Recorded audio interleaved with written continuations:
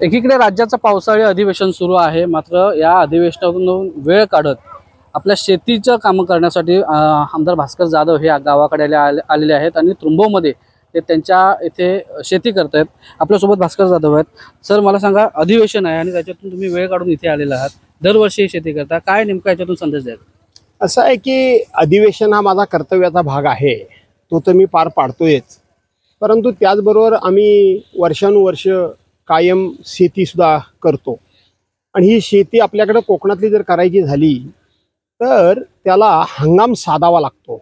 हंगाम म्हणजे काय, तर पाऊस पडेल त्यावेळेला कोकणातली चिखल होते, अन्यथा पाणी लगेच ते त्या ठिकाणी पर्क्युलेट होऊन जातं, पाणी साठत नाही। त्याच वेळेला तुमच्याकडे नांगर डोंगर माणसं असली पाहिजेत। पाऊस येईल तेव्हा नांगर असेल, नांगर नसेल तेव्हा पाऊस नसेल। आता हल्ली लोक शेतामध्ये कामच करत नाहीत, शेत मजुरी मिळत नाही। पूर्वीच्या काळी सगळे मिळून एकत्र शेती करायचे, त्यामुळे आळीपाळीनं एकमेकाची शेती लावण्याकरता एकमेकाची मदत व्हायची। परंतु आता जवळजवळ सर्वांनी शेती ही सोडूनच दिलेली आहे। आमच्यासारखाच एखादा कोणतरी शेती करतो।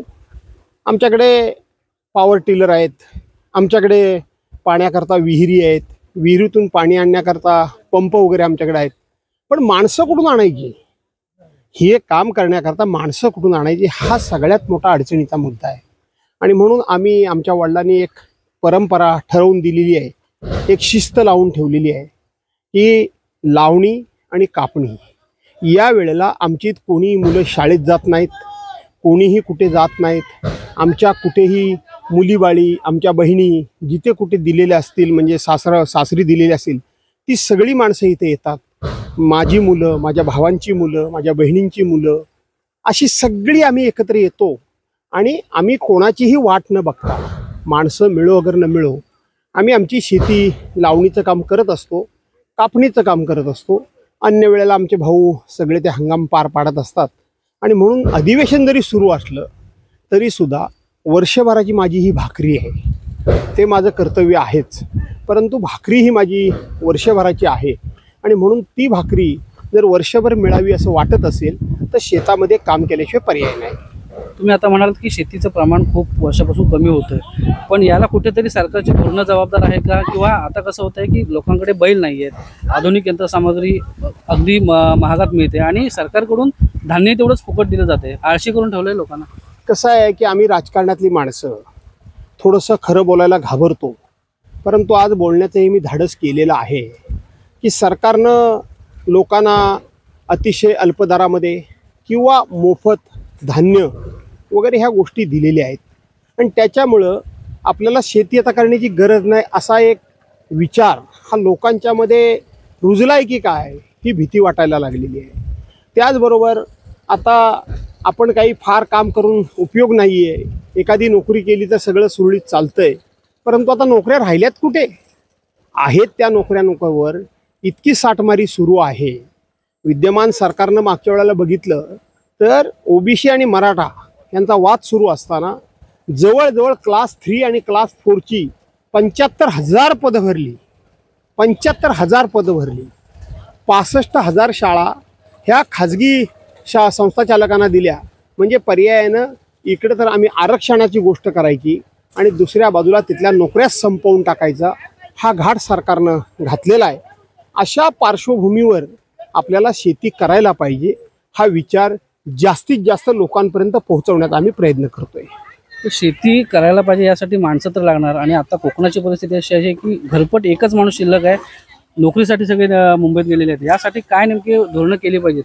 नाही, मी सांगितलं ना की आम्हाला सुद्धा हेच, आता माझी मुलगी नाशिकला दिलेली आहे, एक मुलगी नाशिकला आहे, कोण रत्नागिरीत दिलेली आहे, बहिणी कुठं दूर दूर दिलेल्या आहेत, ते सगळे या वेळेला येतात, त्यांची मुलं बाळं घेऊन येतात। आता तुम्ही बघाल तर ही सगळी आमची घरचीच माणसं बहुतेक आहेत, 4-2 माणसं बाहेरची असतील, बाकी सगळं आता भाऊ बिऊ बोलतात ते आमचे भाऊ बिऊ सगळे घरचेच आम्ही लोक आहोत। आणि म्हणून मला असं वाटतं की ही शेती व्हावी असं जर वाटत असेल तर रोजगार हमी योजना आणि MREGS याच्या माध्यमातून शेती करणाऱ्या माणसाला मजूर पुरवता येतील का याचा विचार भविष्यामध्ये सरकारला करावा लागेल। जर शेती टिकवायची असेल तर, न पेक्षा श्रमजीवी वर्गच आम्ही संपवून टाकू की काय याचा विचार करण्याची वेळ आलेली आहे।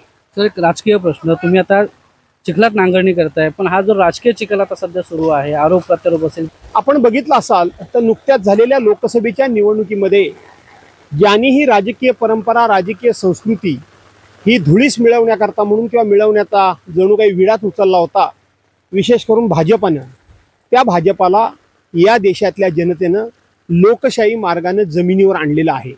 पण अजून त्यांचे पुरते डोळे उघडलेत असं वाटत नाही आणि त्यामुळंच अहंकारापायी विरोधी पक्षनेते अंबादास दानवे यांना त्यांनी निलंबित केलेलं आहे. काय झालं, तुम्ही ती सगळी क्लिप काढून बघा. जाणीवपूर्वक उचकवण्याचं काम, जाणीवपूर्वक चिथावण्याचं आणि चेथावण्याचं काम हे जर कुणी केलं असेल तर ते आमदार प्रसाद लाडांनी केलेलं आहे. अंबादास दानवे हे विचारतायत की राहुल गांधींनी भाषण केलं पार्लमेंटमध्ये, त्याचा इथे संबंध तुम्ही कसा काय जोडू शकता? पार्लमेंटच्या माणसाबद्दल इथं तुम्ही ठराव निषेधाचा कसा करू शकता? तो करता येतो का? हे अंबादास दानवेंनी विचारलं असताना त्यांनी प्रसाद लाडांनी ज्या पद्धतीने अंगविक्षेप केले हे अत्यंत आक्षेपार्ह आहेत. खरं तर सभापतींनी, जो चेअरपर्सन होत्या, त्यांनी प्रसाद लाडांना वेळीच रोखायला पाहिजे होतं की प्रसाद लाड, हा विषय तुम्ही इथं उपस्थित करायला मी तुम्हाला परवानगी देणार नाही. पण हे सगळं ठरवून आहे, सगळं ठरवून आहे. आपल्या महाराष्ट्राची परंपरा ही सध्या चेअरपर्सन केवळ एक असं मी म्हणत नाही, धुळीस मिळवत आहेत की काय, अशी परिस्थिती निर्माण झालेली आहे. लोकसभेमध्ये महाविकास आघाडीला चांगलं यश मिळालेलं आहे. विधानसभेमध्ये तुम्हाला काय वाटतं, काय होईल? 100% महाविकास आघाडी सत्तेवर येणार. महाराष्ट्रातल्या जनतेनं ठरवलेलंच आहे.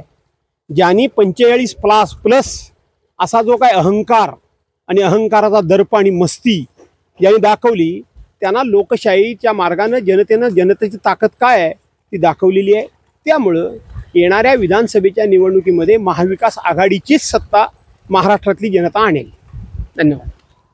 तर ते भास्कर जाधव जे विधिमंडळातून वेळ काढून आपल्या गावी शेतीसाठी आलेले आहेत आणि लावणीमध्ये आता सध्या मग्न आहेत आणि यावेळेला राजकीय भाष्य करताना देखील त्यांनी पुढच्या काळामध्ये महाविकास आघाडीच सत्तेमध्ये येईल असं विश्वास देखील व्यक्त केला आहे. स्वप्नील घाग, एबीपी माझा, चिपळूण, रत्नागिरी. एबीपी माझा, उघडा डोळे बघा नीट.